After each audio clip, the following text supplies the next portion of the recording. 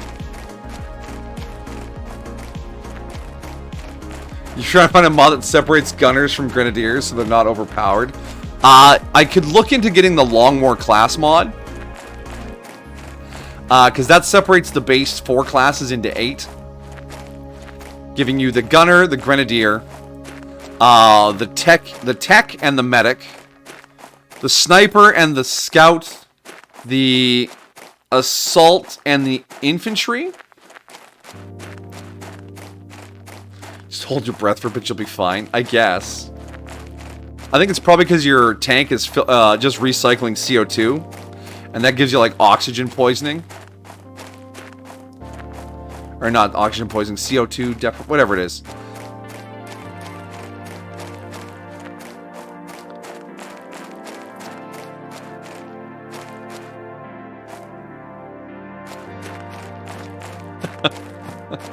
That was close. Part of me. Well, no, we're not breathable air yet. Not even close. Wanted to turn on the delete world when you die option. And then when I die, I would donate a gift sub to chat for every hour I survived. But now that I'm 5 hours in, I'm like, that would have been really dangerous if this had kept going so well. Because imagine dying after like 30 or 40 hours. Oh, cool. I fucked myself. Awesome. Time to go blow a hole in my bank account. But then you'd all be wishing for my death, which I don't know how I feel about.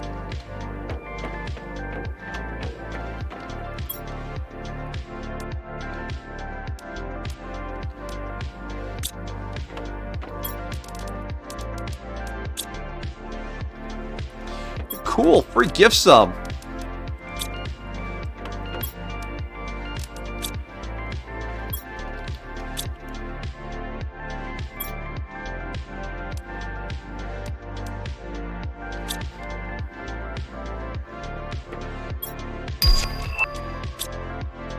Another new message?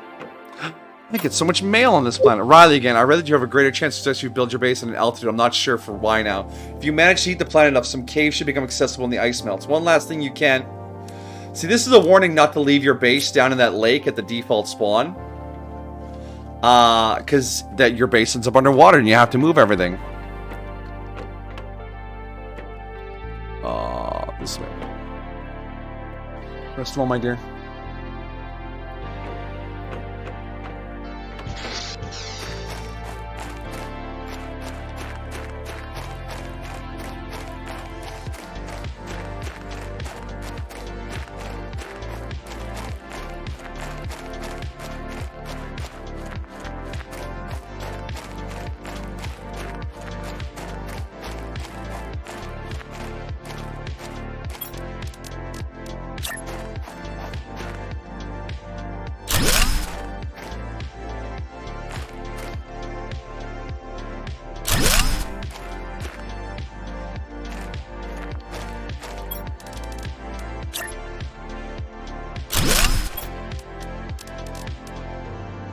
Oh, I need more magnesium and aluminum.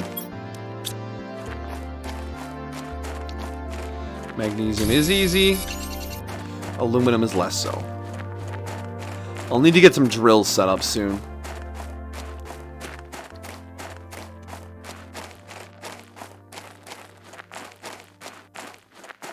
Do we have the drills unlocked yet? I don't know.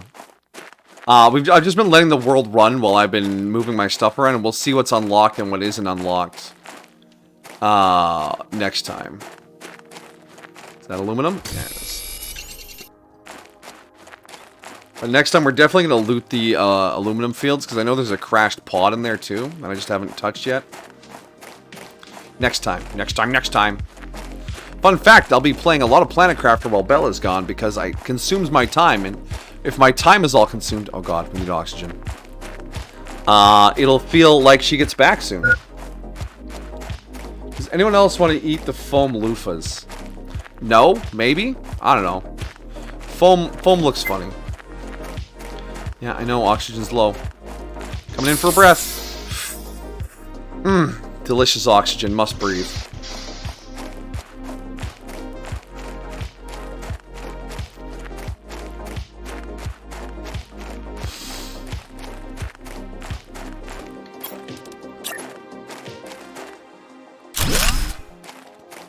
There we go. Grab a drink of water and go grab the last solar panels, and then we'll wrap it up. Is there anything that you know you shouldn't eat, but it looks so good you want to anyways? Fresh Play-Doh. Like stuff that no one's touched before. You just open the container and it still has that like untouched, unoily sheen on it. Like no one's got their filthy fingers on it. Oh. And Play-Doh smells so good too. Oh, hey Jolene. She's been sleeping in a mound of my laundry all day. What a cat.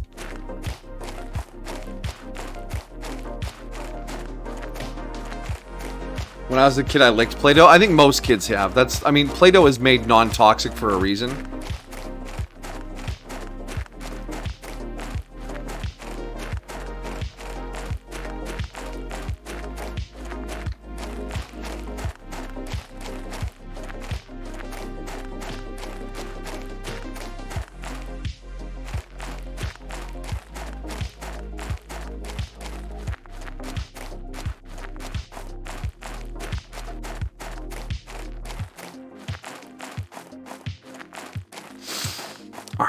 One last run. Grab our last solar panels. We won't build any new ones, provided the power doesn't go off when we harvest these. And that'll be it for tonight. Our first planet crafting stream. We have stable food. We have a good production of most of our terraforming. We've unlocked a ton of stuff while moving. We've got rocket launch platforms and tier 3 equipment to build. We'll have a good time messing around building things next time. Which reminds me, I need to get more schedule post on the Discord. Also, this Friday, we are finishing Mass Effect. I don't care how late we have to go, I am playing the rest of it.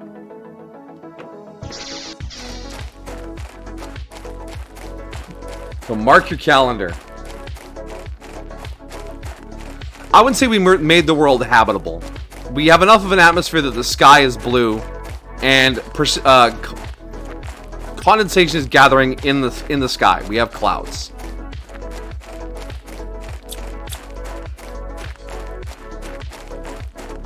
It has not built to a significant amount enough that where it rains yet, because I know rain is when you start getting water on the ground.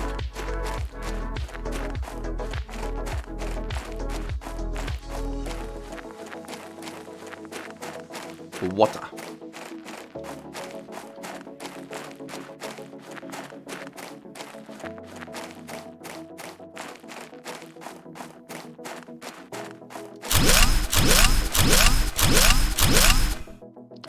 Okay, we know we gotta hustle back out, otherwise we're running out of air.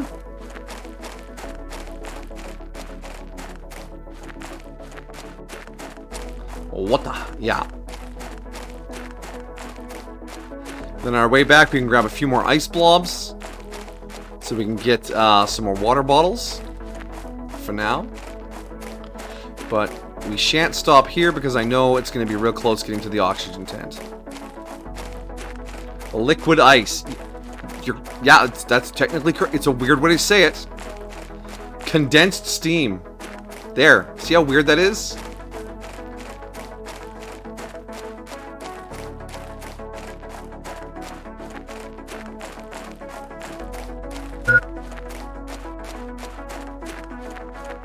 Oh, way more time on that one. Thank God. All right. All gassed up. We can grab 4 blobs of ice on the way back.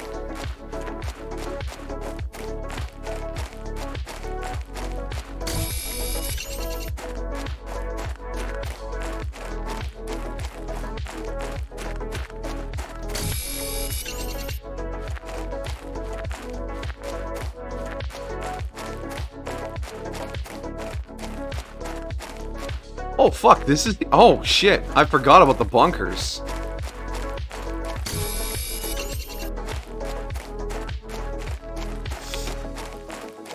Can I build a beacon? No, I need titanium and aluminum. Never mind. Alright. I don't think the beacon should require aluminum, because it's something you want to slap down while you're exploring, and aluminum only spawns in specific places. making it difficult to be able to slap down beacons impromptu. That's one change I would make. The beacon should just be like titanium, magnesium. Boom, done. And O2 network helps. Yes. I have oxygen tents scattered around. I've kind of placed them up at extreme distances because we're about to upgrade to oxygen tank 3. Someone is following me. Welcome, Ken G. Hop aboard the time machine and get comfy. It's gonna be a good time. Thank you for the follow.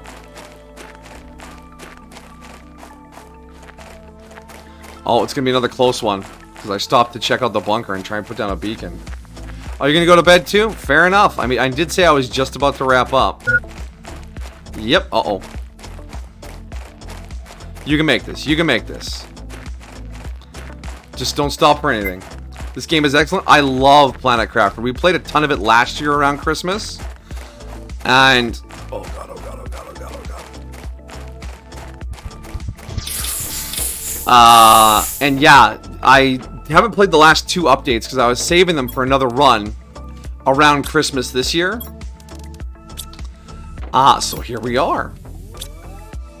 So you're going to see, if you're interested, you'll see a lot of Planet Crafter for the next little while here on the channel.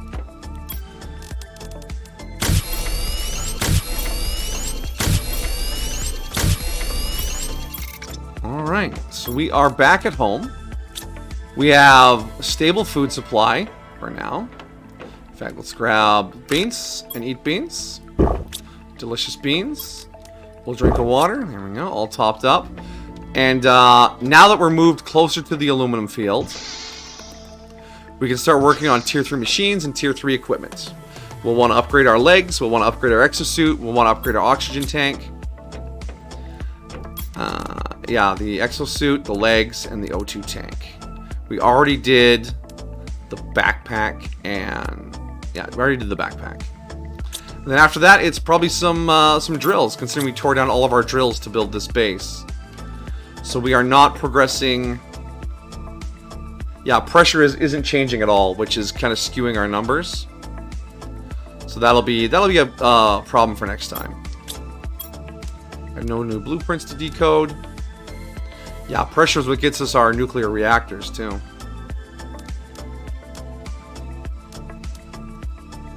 So yeah, we got advanced crafting station, the launch platform unlocked. I have VeggieTube Tier 3. We have grass spreaders already. Drill Tier 3, the biodome. Yeah, the move unlocked a bunch of stuff, and I appreciate that. So we are going to save it up. Game saved. And we'll exit the main menu. So there we are, our custom game with 520 kila terraforming units. And there's our old one from last year, and there's my offline one that I messed around with testing things for the one of last year. Where's Survival 2? Well, that would be me testing out how terrible the crater start is. It's hard. Close it. Ba-boom. Alright. So, Ken, welcome. Thank you for the follow once again. Amajiki and K-Dog have already slipped off to go to bed. So, with that, I think we're going to quietly shut her down. If anyone is out there watching the VODs, thank you for hanging out on my VOD channel. I appreciate that as well. And yeah, I'll be back Friday to finish Mass Effect 3. And then Saturday, you will not see anything from me, but Sunday I'll be back for Aliens again. So look forward to that. And then the Christmas schedule will go up on the Discord. And you guys can follow there to get more. Ba-doop, ba-doop, ba-doop. Anyway, so with that, I'm going to shut it down. Thank you all again for hanging out with me and keeping me company and helping us be our own little community. It's little, but it's powerful. We're in this together. So you know where to find me.